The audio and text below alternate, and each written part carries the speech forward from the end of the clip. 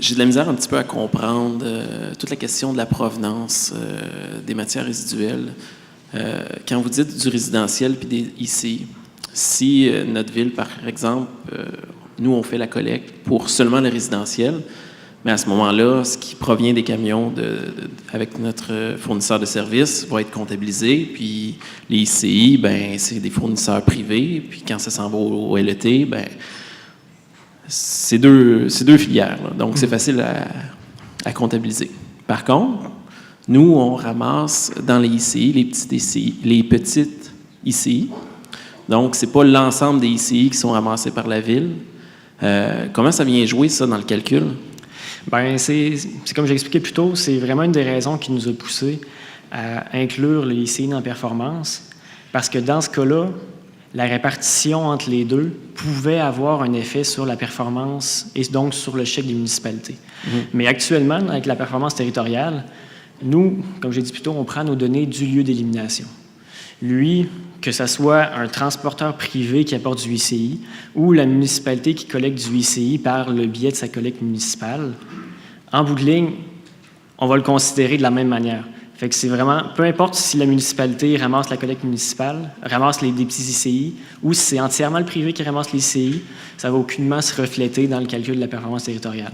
Mais c'est certain que ce que tu exposes, comme par le passé, c'était la norme, en fait, que toutes les municipalités ramassaient par le biais de leur collecte municipale une certaine part des commerces.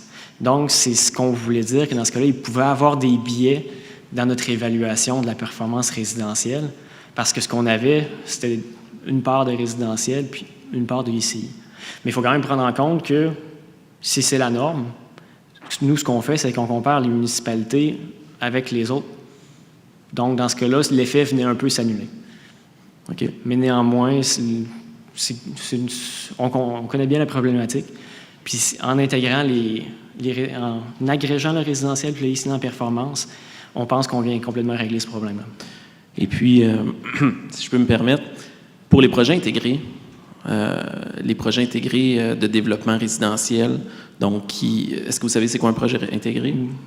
Ou est-ce que, en fait, la ville, les rues qui sont faites, tout ça font partie du privé, puis les services qui sont offerts, c'est pas la ville qui va collecter les déchets dans nos projets résidentiels intégrés.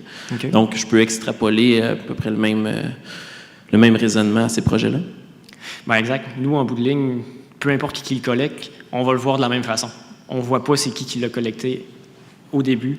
C'est uniquement au lieu d'élimination. Pour lui, que ce soit un privé ou un municipal qui le collecte, c'est exactement la même chose. Donc, ce n'est pas considéré différemment dans la performance. Merci. Tout est inclus, finalement, le ICI et le résidentiel. Ce qui est exclu, dans le moment, c'est le CRD, dans les calculs. Exact. Donc, il faut le voir comme ça. Il faut voir que peu importe si c'est municipal ou privé, c'est inclus si c'est du résidentiel ou du ICI. Exact. Dans votre calcul de la performance, vous dites on intègre les ICI pour justement s'assurer qu'il n'y ait plus de billets. En fait, tout le monde va être sur la même base. Par contre, pour les villes où il y a beaucoup de villégiateurs, donc la population saisonnière n'est pas enregistrée au même rôle, c'est la population permanente seulement. Les villes très touristiques, ce qui est le cas de Saint-Sauveur, beaucoup de villégiateurs, beaucoup de touristes qui, en fait, rentrent plus dans les ICI, là, les matières résiduelles générées. Ça fait drôlement augmenter notre tonnage de déchets. Donc, ça réduit la performance au niveau du chiffre. Par contre, à Saint-Sauveur, on offre beaucoup de services pour le recyclage. On offre le recyclage à tous les commerces, tous les ICI. On a un écocentre, tout ça, mais ça ne se reflète pas dans la performance parce qu'on a une faible population pour la quantité de matière résiduelle qui est générée sur notre territoire. Oui. Bien, la problématique des populations saisonnières, c'est quelque chose qui est bien connu par le comité de gestion du programme. Vraiment, depuis des années, c'est quelque chose qui est réfléchi, qu'il y a des travaux, qu'il y a des analyses qui sont faites par rapport à ça. Le constat qu'on en est actuellement, vraiment, c'est que c'est difficile de cibler une population saisonnière qu'on pourrait prendre en compte au détriment d'autres. Parce que, selon cette logique-là, il y a aussi, en effet, il y a des populations saisonnières.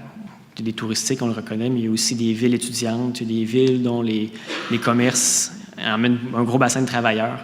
Donc, c'est difficile, dans un programme, de prendre en compte de l'ensemble de ces éléments-là. Ça rendrait le programme vraiment très lourd et compliqué. Mais quand même, il y a différents facteurs qui permettent d'atténuer cet élément-là. Comme je le disais plus tôt, on compare les municipalités entre elles. Puis c'est les municipalités, on a un système de groupe qui permettent de mettre les municipalités semblables entre elles, puis d'uniquement les comparer avec des semblables. Donc, de cette manière-là, vous êtes comparé avec des municipalités qui auraient aussi des villégiateurs. Donc, ça vient quand même tempérer un peu les matières résiduelles qui sont générées par cette clientèle-là.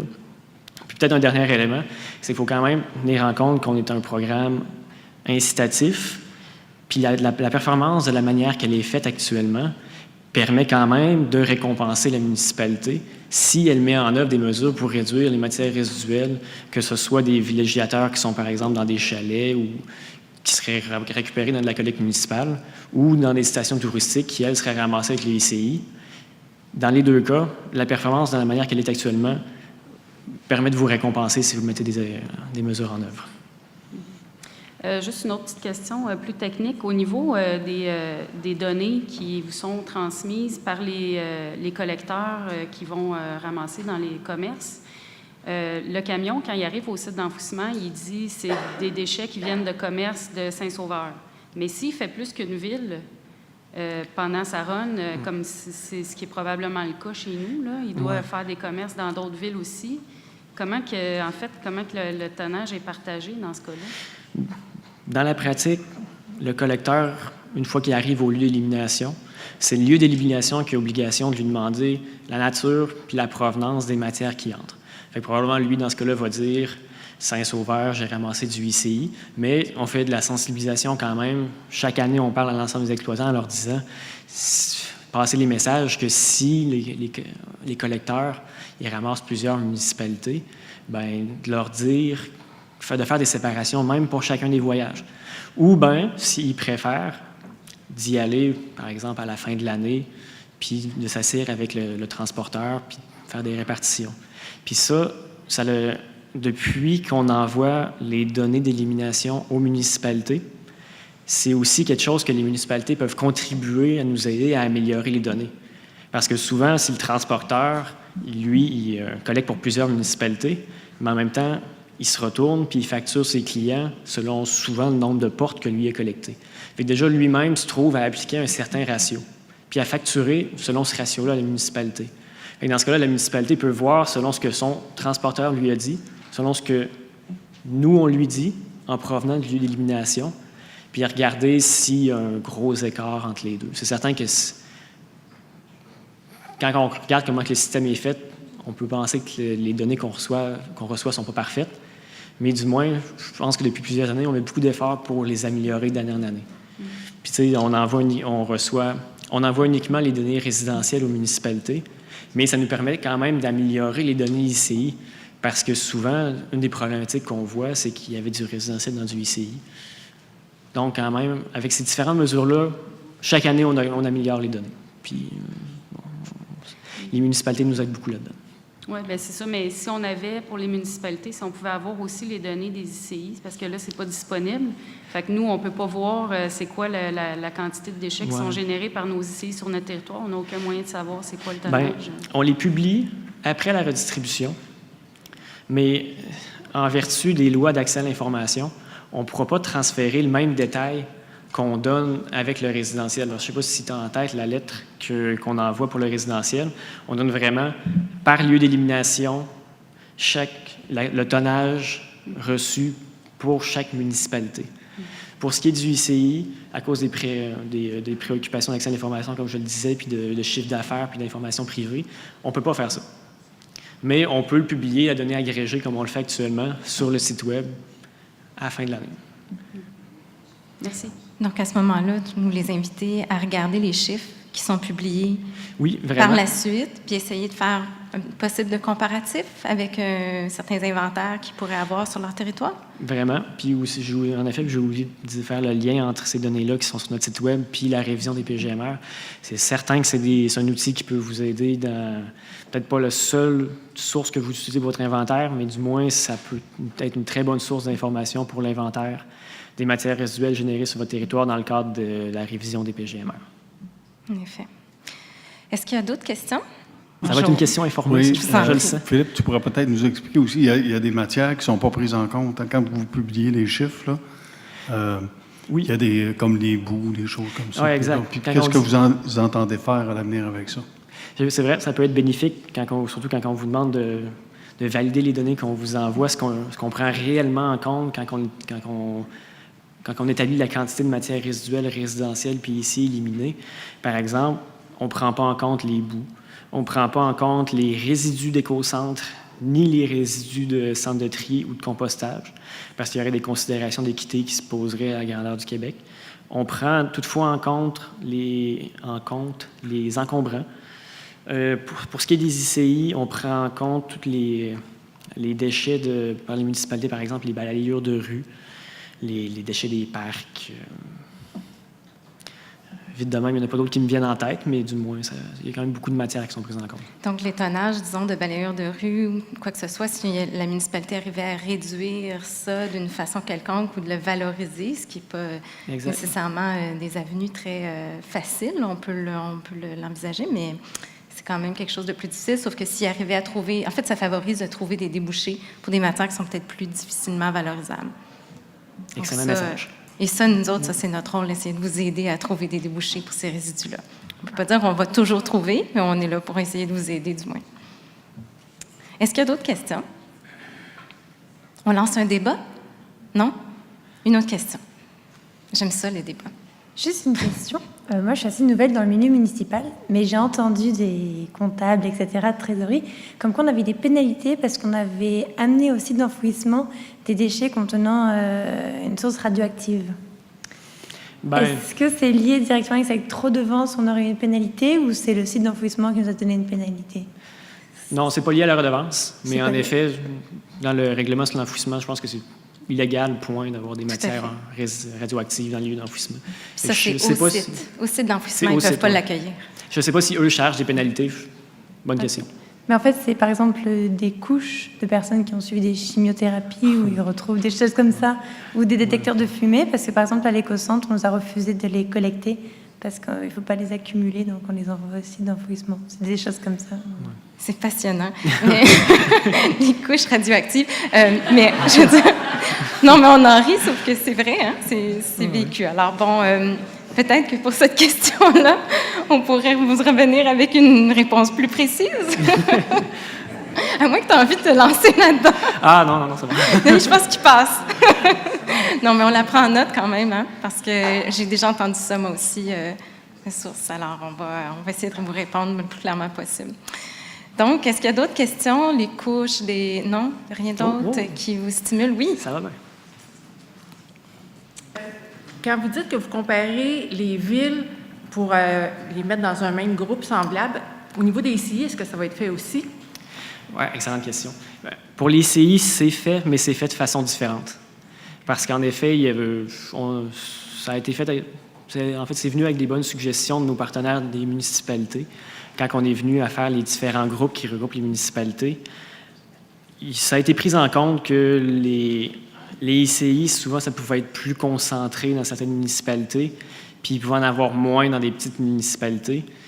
Donc, je ne rentrerai pas dans le détail de la mécanique des calculs, mais c'est vraiment pour dire qu'il y a eu des aménagements spécifiques à ça qui ont été faits pour les ICI pour permettre une comparaison plus équitable. Donc, je dois m'attendre à ce que ma performance territoriale soit comparable à d'autres territoires qui ont le même genre de ICI. Exact. C'est le principe qui est gardé depuis vraiment du début à la fin. Là. Parfait. Je vais vérifier les chiffres. Merci. C'est bon. Merci.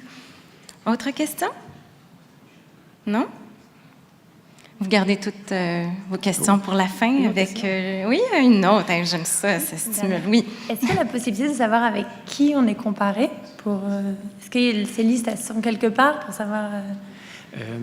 On ne publie pas le numéro des groupes sur Internet. Donc, il faudrait que vous serviez, mais on publie c'est quoi qui détermine les groupes. Les groupes, en fait, c'est la population puis la distance de grand centre. Fait que sachant ça, c'est possible pour vous de déterminer c'est qui sont dans les mêmes groupes que vous puis avec qui vous êtes comparé. Est-ce que c'est les mêmes 6 catégories qu'on a vues pour les matières recyclables? Ça ressemble beaucoup.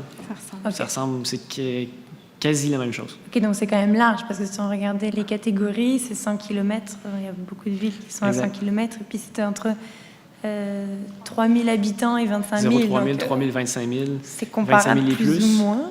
C'est différent un peu pour le ICI, mais c'est assez comparable à ce qui se fait dans le régime de compensation. Donc on ne sait pas, c'est ça.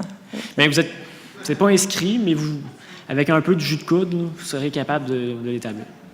On peut prendre une dernière question avant la pause? Oh, la compétition pour la question. Est-ce que les sites d'enfouissement sont compris dans les critères de comparaison? Non. C'était simple, la réponse est non. OK. Pour le programme de redistribution, je comprends que la redevance régulière, elle est permanente, là, elle est pérenne, là, d'une certaine façon. Mais pour la redevance supplémentaire, on va continuer à percevoir des redevances supplémentaires jusqu'en 2023, mais le programme de redistribution aux municipalités de la portion redevance supplémentaire, ça termine en 2020. Exact. OK. C'est clair? Mais l'objectif, justement, peut-être pour poursuivre sur ça, l'objectif qu'elle se termine, c'est qu'il y a un lien à faire avec le financement du programme de traitement des matières organiques. Exact. Je vais élaborer un peu plus. C'est vraiment l'argent, à terme, va retourner aux municipalités, mais à travers, en bonne partie aux municipalités, mais à travers la voie du PTMOBC. C'est une question de financement qu'on voulait s'assurer que dans le PTMOBC, il y avait de l'argent pour financer l'ensemble du territoire du Québec. Donc, on avait quand même des objectifs d'argent à aller chercher pour s'assurer que toutes les municipalités pouvaient bénéficier du programme de traitement des matières organiques.